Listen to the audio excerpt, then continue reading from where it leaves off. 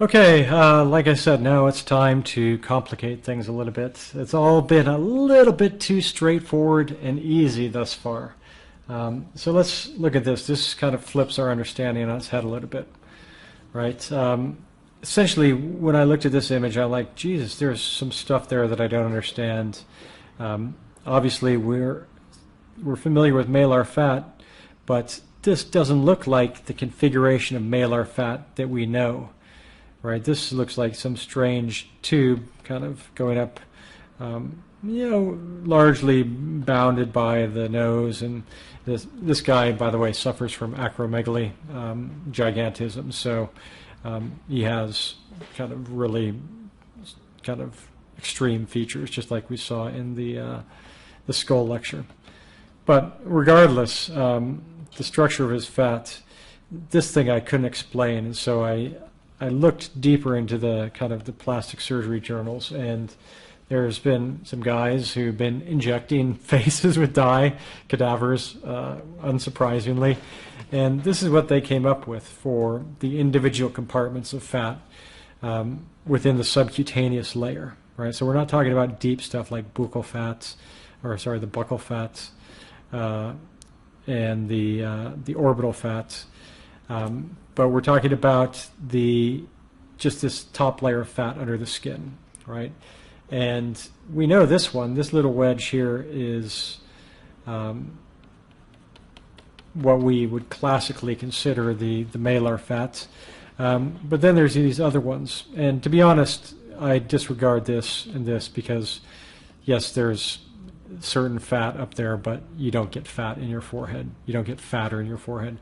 The only ones I'm going to talk about are ones where I've actually observed people getting fats or observe fat. This is the roof fat, and this is the SUF fat, right? So we know about those already. This little wedge here, this kind of zygomatic fat, I guess, or malar fat extension, is what we see on this guy. And then we have this kind of, these two I don't really count because I haven't really observed those independently. But this back, this kind of posterior mandibular fat is really common when people get heavy, when people get overweight. Essentially, this really fills up and can appear as a really distinct tube right in front of the ear, down across the mandible, and just really bulge out. Often it makes a kind of a neutral transition into these. So it's not that these don't exist and are bony. It's just that I have not seen those separated individually. Okay, so let's look at a couple images. And really it's this, talking about corresponding with this. And then it appears that these two are kind of merged in Albert here. And then I was talking about that posterior kind of mandibular tube of fat. That's this guy.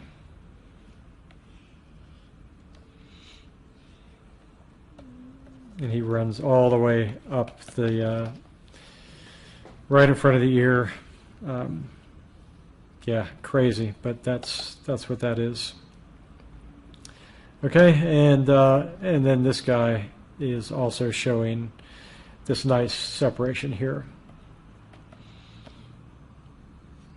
as well as some pretty prominent orbital fat.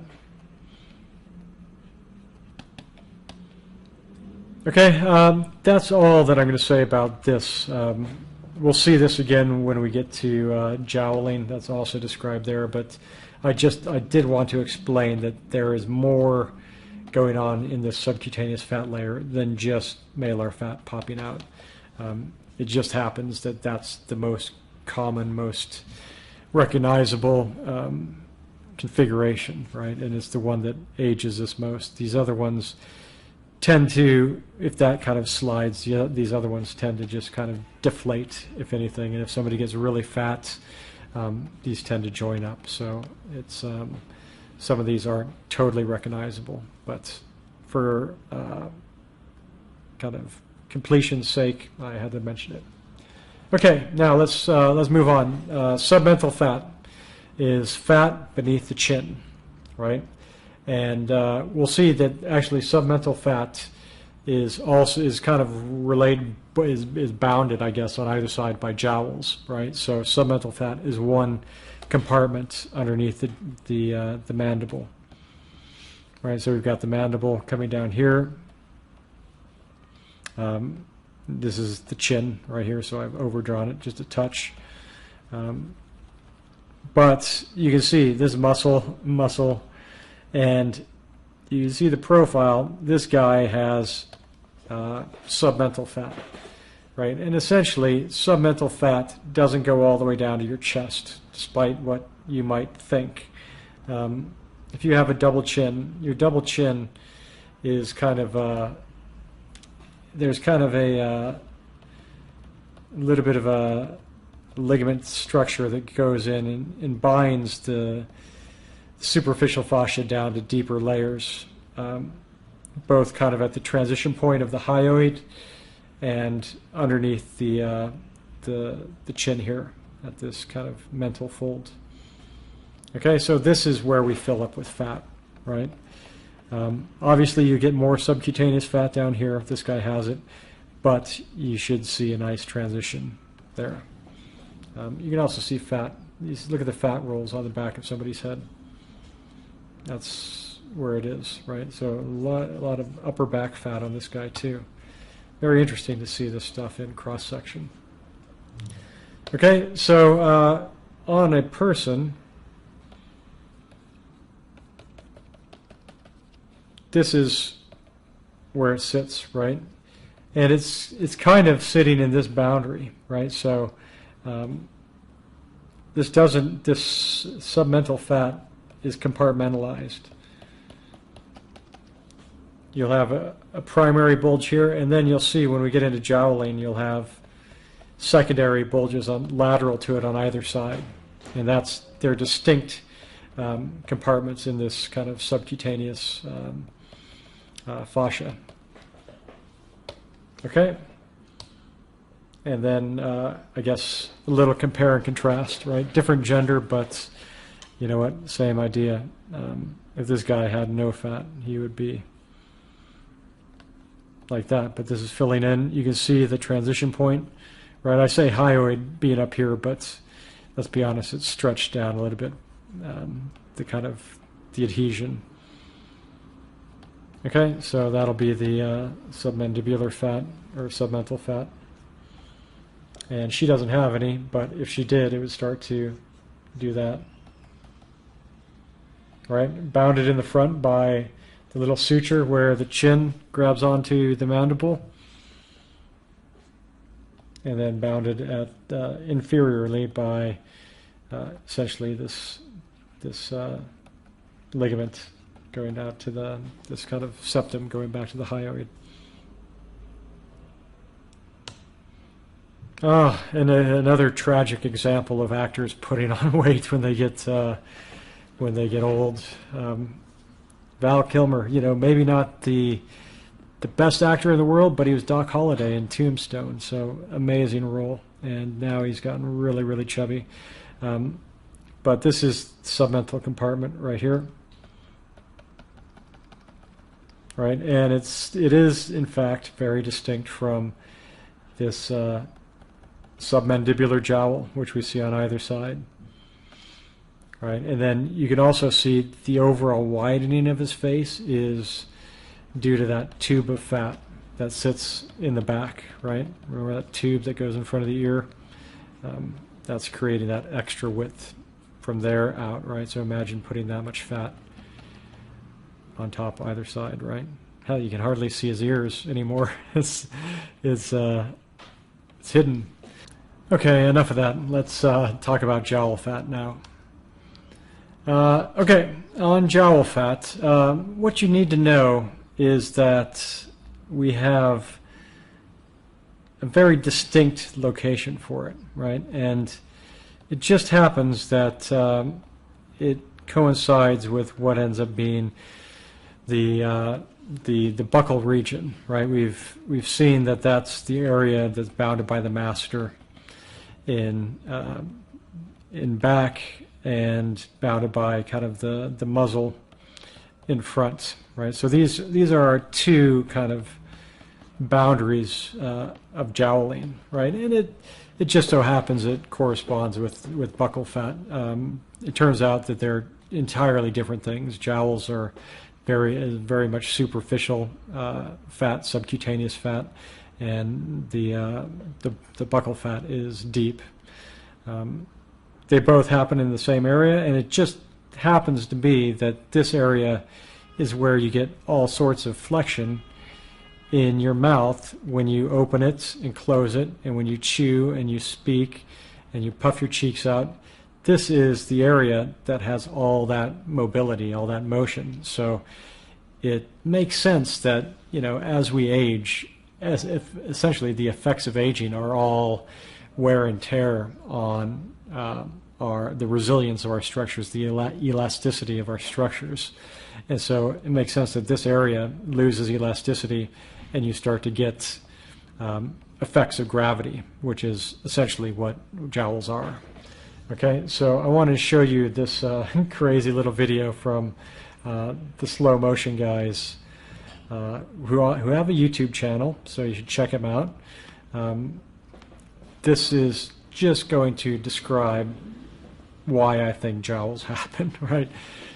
Ignore the lips, pretty disgusting, but look at what's going on out here, right? Just feel how much volume is going in this region here, right? Masseter hardly moving. Chin relatively stable, but essentially your cheeks are going crazy. Okay, and so that's it. There's so much motion in there that eventually you can kind of look at this now and say, oh yeah, she's done a lot of puffing her cheeks out, and that's caused all this to sag. That's what it looks like. But if you look at this, no sag here, no sag here. Jowling happens right at that middle third, and that's it. That's the only place that it happens. It doesn't happen back here. It doesn't happen on the chin up here. Okay, and so she looks a lot better with that taken out, right? So this is after surgery. So amazing, actually. Most of the times I see the result and I'm like, yeah, whatever. But that's a pretty good success in my opinion. Okay, so let's talk a little bit about the anatomy of this stuff. Okay, again, fairly contemporary research in this. The big revelation in kind of jowl research, in the jowl research field, is that there's this mandibular ligament that binds the subcutaneous fascia down to the mandible. And these compartments live above and below that ligament. It's essentially here, this is the mandible going back, right? So this is the ligament. And what you end up getting is you get fat being injected in this subcutaneous layer, and it starts to sag, right? And it can only sag these superficial jowls up here, superior jowl and the lower of the superior jowls can only sag so far, right? It can't sag all the way down to the neck because the ligament keeps it bound more or less to the mandible. Okay, this what they call the superior jowl compartment. I actually don't like that name. I'm going to call this. I'll call this the labial jowl, and I'll call this one the superior jowl compartment, and this one can be the submandibular or inferior jowl. Right, so superior, inferior, and labial. The labial compartment actually just sits where that node of the mouth is, right? And it's just a sagging and a fullness in there of fat just kind of happening just lateral to the this wrinkle, the commissure, the oral commissure. Okay, and the this jowl, the superior jowl, bounded by the ligaments. In between are two boundaries, the masseter and the chin in front, and then you get this the second compartment inferiorly, the submandibular jowl, right, which is lateral to this yellow one, which is the submental fat. Okay, and we've already seen this tube of fat that was described earlier. Okay, looking at a couple images, again, really made me sad putting all these slides together, looking at how all these guys have aged, you know, over time. Like Robert Redford was super handsome when he was young, and now he's gotten a little bit saggy, you know, and especially right here. Right through there. So that's the that superior jowl. Very distinct mandible, or sorry, masseter right through here. You know, you can make out all these structures. And soon we will know how to identify everything on the face, right? The superior jowl, the labial jowl, sitting right in there. Okay, here's another example. So this is going to be the that lateral labial jowl. This is the superior mandibular jowl. Again, just beautifully bound, just tightly bound to the mandible. Look at the axis, actually, of the mandible, kind of the going through there. Right, so you have masseter, turn the corner, dot the line, and then the chin comes out, right? So we're looking at a continuous line is just broken in that one area, overlapped, but then that has to fold back onto itself.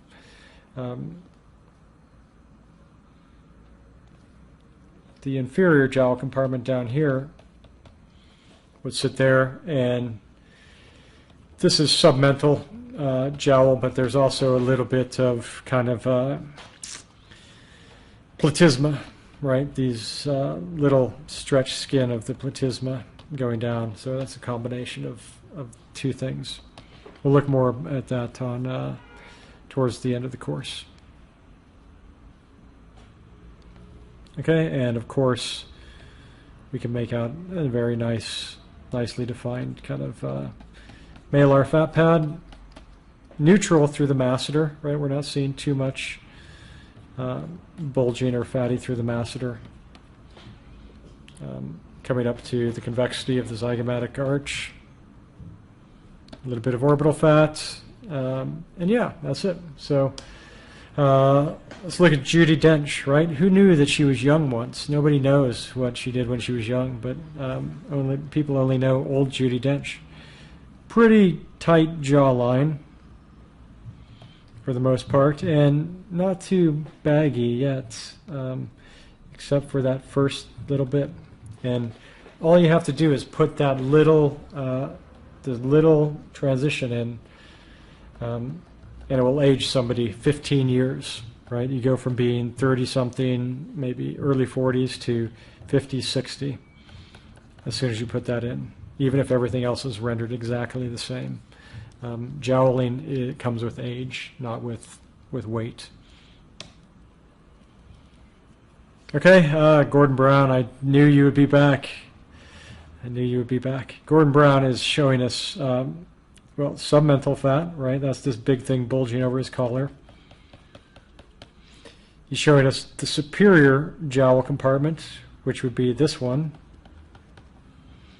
Right, you can see how it's kind of continuous with the chin and then sags down.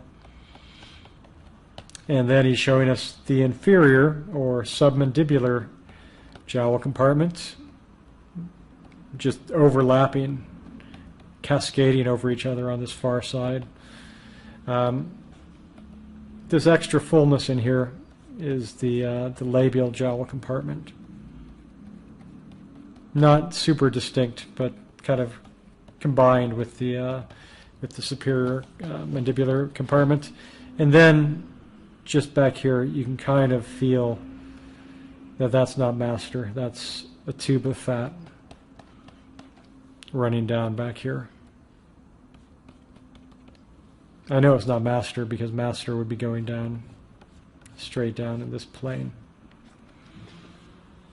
Okay, again, beautiful case study. Alfred Hitchcock, submandibular submental fat. You can see the edge of it, right? You can see how it is its own distinct piece. And then you have the inferior jowling, the superior jowling almost merged together. And then stuff happening here. And of course, hopefully you can see it on your monitors or your iPads or whatever you're watching this on. The tube of fat is going crazy up here. Right? There's a lot of that. Okay, just a couple more images and then we'll wrap this up. Tube of fat, right? You can't even see the back of his jawline because of that. Right, so that's not a jowl, that's just that extra bit of subcutaneous fat localizing there. This kind of jowl compartment is blended together with this jowl compartment. Malar fat sitting up here.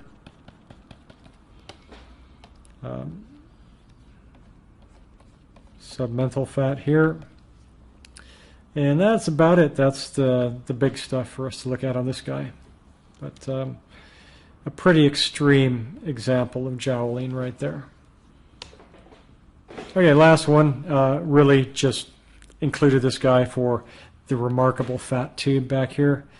And we call that posterior mandibular fat. How about that?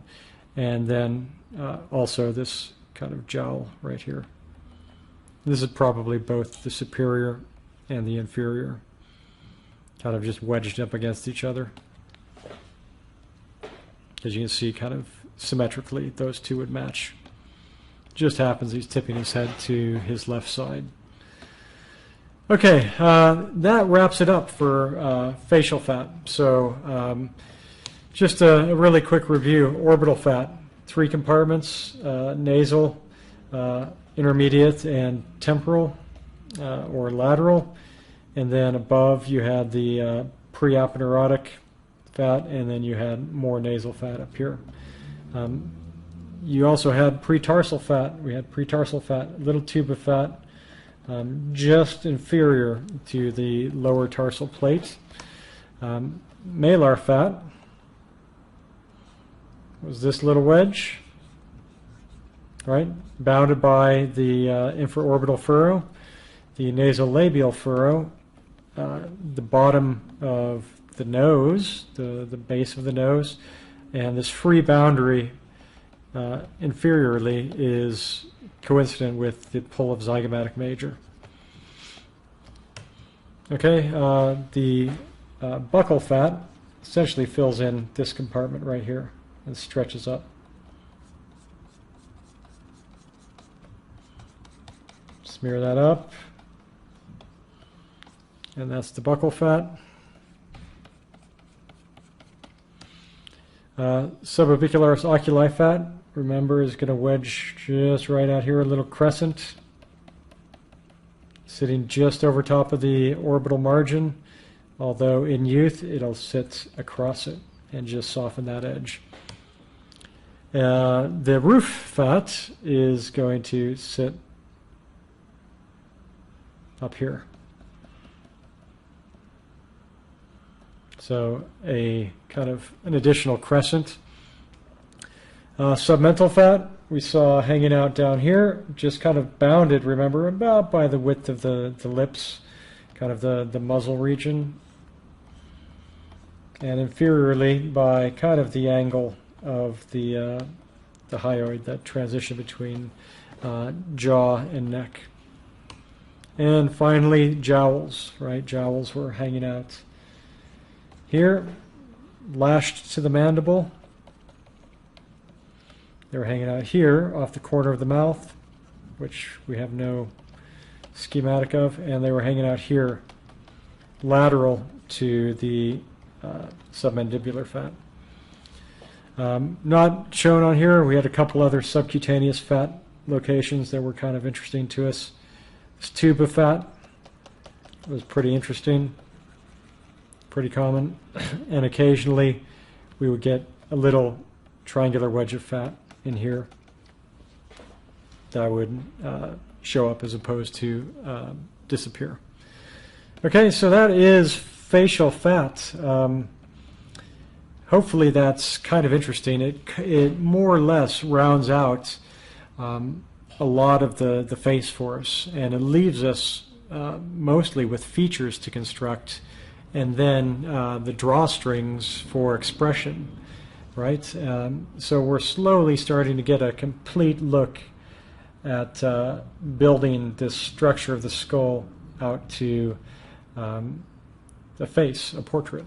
Okay, so we will get a little bit of practice locating these and identifying the forms of them in the assignments this week, and then we will move ahead with features next week. Okay, see you then. Thanks.